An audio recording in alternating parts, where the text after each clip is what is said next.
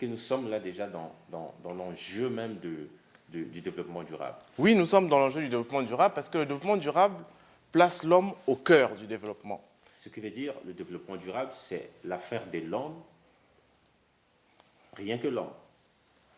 Le développement durable, c'est l'économie, le social, l'environnement au service de l'homme. Comment aujourd'hui permettre à l'homme, tous les domaines de la vie, comment aujourd'hui permettre à l'homme de satisfaire ses besoins tout en ne provoquant pas de récession économique. Donc comment aujourd'hui provoquer la croissance économique pour satisfaire les besoins de l'homme sans pour autant détruire l'environnement. Tout l'enjeu du développement durable est là.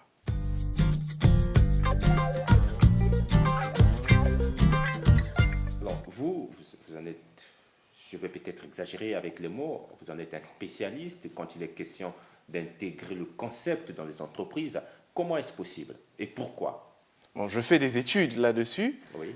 Spécialiste, j'aspire à le devenir. Peut-être un mot de trop, voilà. Je m'excuse si ça en est vraiment. Mais voilà, en 2002, le secrétaire général des Nations Unies, Kofi Annan, rappelait l'importance d'intégrer les entreprises dans cette démarche de développement durable. Aujourd'hui, les entreprises sont celles qui polluent l'environnement, les entreprises industrielles. Faut-il encore préciser quel type d'entreprise? Industrielles principalement. Oui. Principalement. Polluent l'environnement.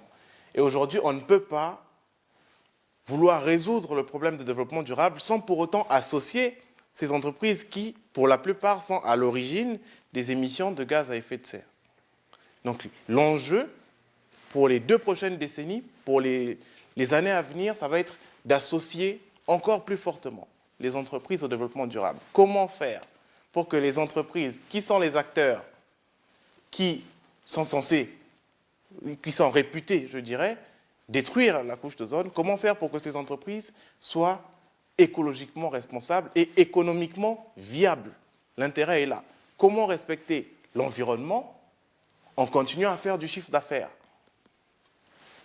Et mes travaux et les travaux de beaucoup de chercheurs portent justement sur cette problématique.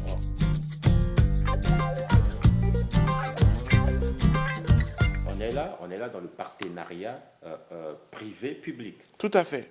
Parce que le développement durable vise à satisfaire les besoins de l'homme. Les besoins sont satisfaits par les agents économiques, mais par les entreprises. Ce sont les entreprises, encore une fois de plus, qui embauchent, qui recrutent. Ce sont les entreprises qui polluent. Et donc, aujourd'hui, les États ne peuvent pas s'enfermer dans leur tour d'ivoire pour dire « nous, on va régler le problème du développement durable tout seul ». Ce n'est pas possible. Il faut associer tous les acteurs. De toute façon, le développement durable, c'est un compromis en tant que tel. Il rassemble plusieurs termes et plusieurs acteurs. Il faut associer tous les acteurs qui sont susceptibles d'avoir une influence possible sur le développement durable. Un compromis qui appelle également aux uns et aux autres de savoir faire des concessions. Exactement. Lesquelles, par exemple? Bon, pour les entreprises, pour le cas des entreprises, il s'agit pour les entreprises de voir le long terme. Beaucoup d'entreprises aujourd'hui, et c'est décrié, ne voient que le court terme. C'est la rentabilité à court terme. La première concession, c'est de faire à ce que les entreprises voient la rentabilité à long terme. La course vers les chiffres. La course vers les chiffres. Le retour sur investissement, 2-3 ans. Et maintenant, c'est même 6 mois. Le chiffre d'affaires calculé sur 6 mois, les budgets sur 6 mois. Maintenant, il faut aller plus loin. Et ça, c'est un travail que les entreprises doivent faire.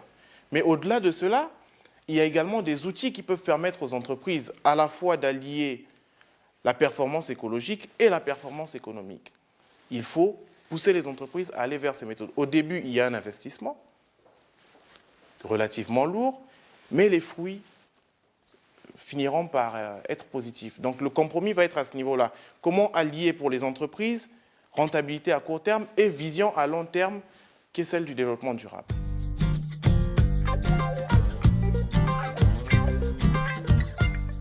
Le sommet, le G20 prochain, je vais dire Rio plus 20 prochain, donc qui se tiendra au Brésil, à Rio, n'a autre chose que le développement durable. Et le Congo, je vais dire l'Afrique, a pour porte-parole le président Denis Sassou Nguesso. Pour vous, Rio plus 20, quel peut être l'enjeu? Il convient de rappeler d'abord qu'à Rio en 1992, Oui. il y a eu un agenda 21 qui a été adopté. Cet agenda qui avait 27 principes regroupés des termes divers et variés, allant sur la lutte contre la pauvreté, l'éducation, la santé et plein d'autres. L'économie, la lutte contre la pauvreté ou le partage de l'eau ou des richesses également. Et donc, 20 ans après, la première des choses, ce sera de faire un bilan. Où est-ce que nous en sommes? Où est-ce que le continent africain est? Où est-ce que le monde est dans cette démarche vers le développement durable? Est-ce qu'au bout de 20 ans, il y a eu des progrès considérables qui ont été faits? Quels sont ceux qui ont été faits? Quels sont ceux qui n'ont pas été faits? Et fixer des objectifs pour les années à venir. On s'arrête là, puisque vous posez les questions. Vous allez certainement nous donner des réponses. 20 ans plus tard, qu'est-ce qui a été fait et qu'est-ce qui n'a pas été fait? Partons avec l'Afrique. Avec l'Afrique, même avec l'Afrique, pour ne pas prendre le monde, les constats dépendent des pays ou des sous-régions. Quelques cas. Dans certains pays comme l'Afrique du Sud, par exemple, plusieurs avancées ont été faites. Aujourd'hui, l'Afrique du Sud a un statut de pays émergent. Ils sont déjà pays émergents. Oui. D'autres pays, par contre, sont un peu plus en retard, mais il faut reconnaître que, de façon globale, il y a eu des avancées qui ont été faites. Peut-être pas significatives dans tous les pays, mais il y a eu des avancées. Après, il faut, dans chaque pays, dans chaque spécificité... Vous savez, le développement durable, on dit qu'il faut penser globalement, c'est des stratégies globales, mais qui s'appliquent de façon locale. D'abord. Donc, le bilan qui va être fait sera un bilan pays par pays, avant d'arriver au niveau des sous-régions et des régions ou des continents. Pays par pays, quel est le bilan pour le Congo? Quel est le bilan pour le Gabon? Quel est le bilan pour le Mali et pour tous les pays africains? Prenons la sous-région Afrique centrale. Quel peut être le bilan, selon vous, puisque vous cherchez assez de ce côté? Je dirais que le bilan, il est partagé, pour ne pas dire mitigé. Il y a eu des avancées au niveau des infrastructures, au niveau de l'éducation dans certains pays, peut-être pas dans tous les pays. Il y a eu des avancées. Au niveau de notre pays, par exemple, nous avons l'espoir que dans quelques années... Par exemple, la journée de l'arbre, tout ça. Voilà, il y a la journée de l'arbre. C'est l'initiative. Exactement. Mais nous avons également l'espoir, parce que l'agenda 21, il y avait l'eau, il y avait l'électricité, il y avait l'éducation, il y avait la santé, la lutte contre la pauvreté. C'est beaucoup d'items. Il faut reconnaître que tout ce qu'on a fait n'est pas parfait. Ce serait incorrect, imprudent de dire que nous avons réalisé tous les objectifs de l'agenda 21. Mais reconnaissant qu'il y a eu quelques avancées, peut-être il en reste au niveau de l'électricité, nous avons espoir que la population congolaise sera à 100% dans la lumière ou avec l'eau potable. Ce sont autant d'objectifs qu'il faut résoudre. Mais c'est un bilan qui est ce qu'il est.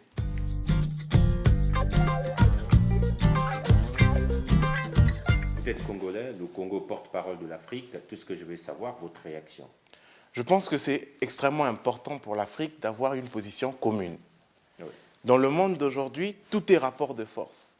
Il y a les plus forts et les plus faibles, les dominants et les dominés. Aujourd'hui, l'Afrique, en étant un, va bénéficier d'un principe, d'un effet de synergie. 1 plus 1 n'est pas égal à 1, mais 1 plus 1 égale à 3. Ensemble, on est plus fort que tout seul. Et donc, il était important, moi je trouve cette initiative très intelligente, très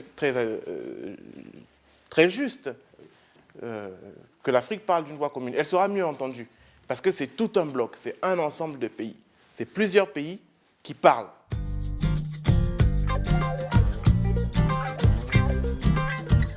Est-ce qu'au sein de l'Afrique, il y a cette unanimité que vous appelez synergie? Ça, l'avenir nous le dira. Le Congo est encore en train de faire des consultations pour adopter cette position commune. Mais il ne faut pas rechercher à tout prix une unité, une conformité totale. Il y a ce qu'on appelle l'unité dans la diversité.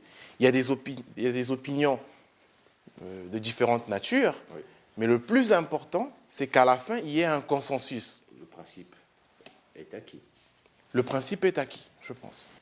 En tout cas, nous vous disons merci. Merci à vous d'avoir donné réponse à nos questions. Ainsi donc s'achève cette émission Invité du dimanche qui avait pour invité M. David Makani. Bon dimanche à vous. On se serre la main. Merci, Comme au et début. je me permets de vous offrir un ouvrage Ah oui, oui, qui est un ouvrage qui retrace l'itinéraire d'un octogénaire. oui.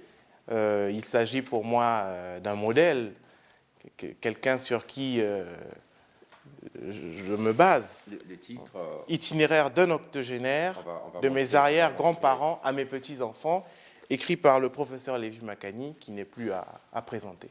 Voilà. Ouais. Trêve de commentaires. Hein. Voilà, Je merci. ne dis rien. Je vous montre juste la couverture, la première couverture.